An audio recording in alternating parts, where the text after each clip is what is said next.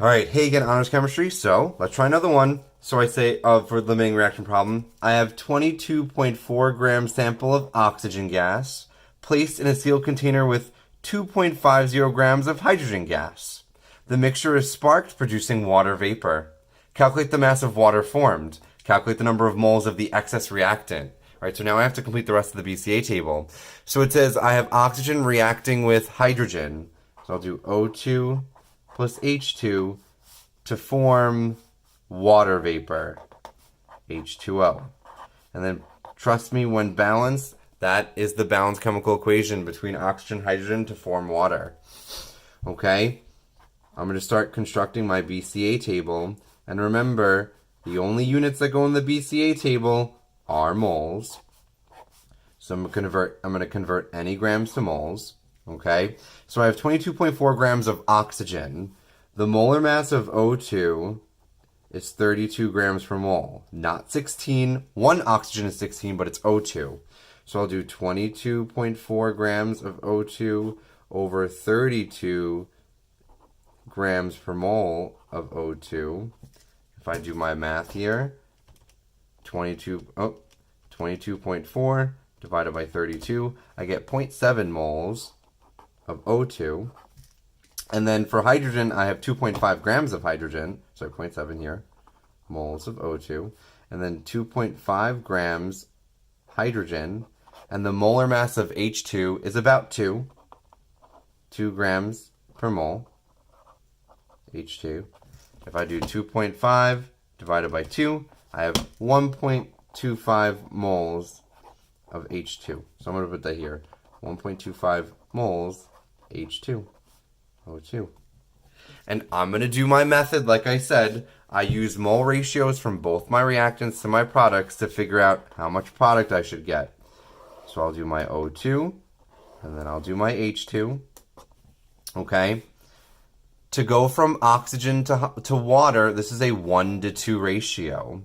So given 0.7 moles of O2, if I want to begin to set up the dimensional analysis, moles of O2 goes on the bottom, and I'm looking for moles of H2O.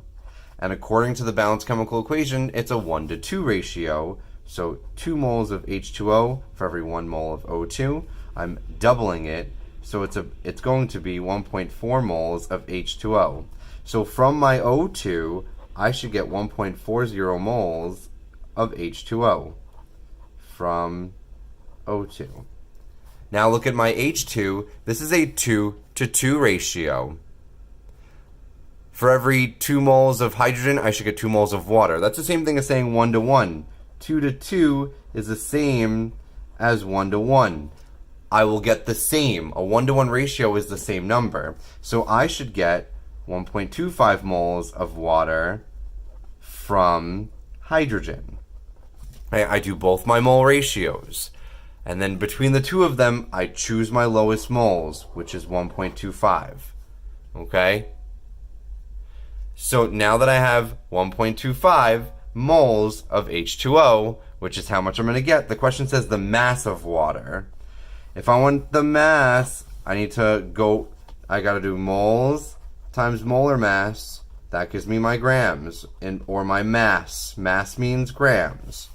So 1.25 moles of H2O times 18 grams per mole. This is the molar mass of H2O, by the way. The molar mass of H2O is 18. 1.25 times 18, if I do that math, 1.25 times 18, I get 22.5 grams that can be made.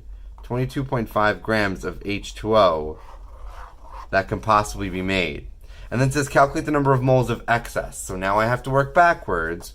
If I'm making 1.25 moles of H2O, well, I know I'm going to use all of these because this is a 2:2 ratio. If I know I'm making my smallest moles, which is 1.25, which came from hydrogen, my 1.25 moles of water means I need 1.25 moles of hydrogen. I'm going to have none left.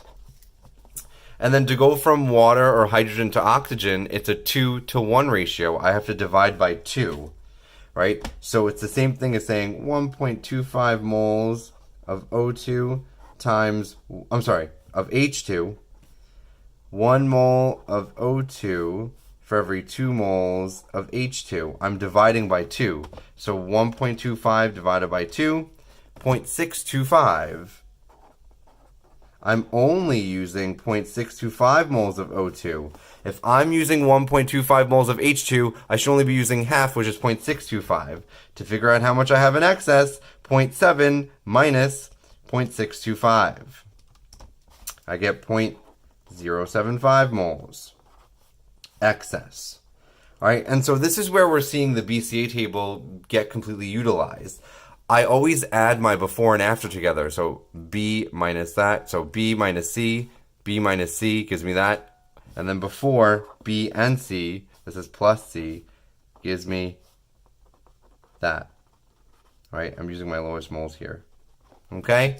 All right, so that was another example. We got one more example on this worksheet to make sure that we kind of get this idea of limiting reactant and choosing my lowest moles.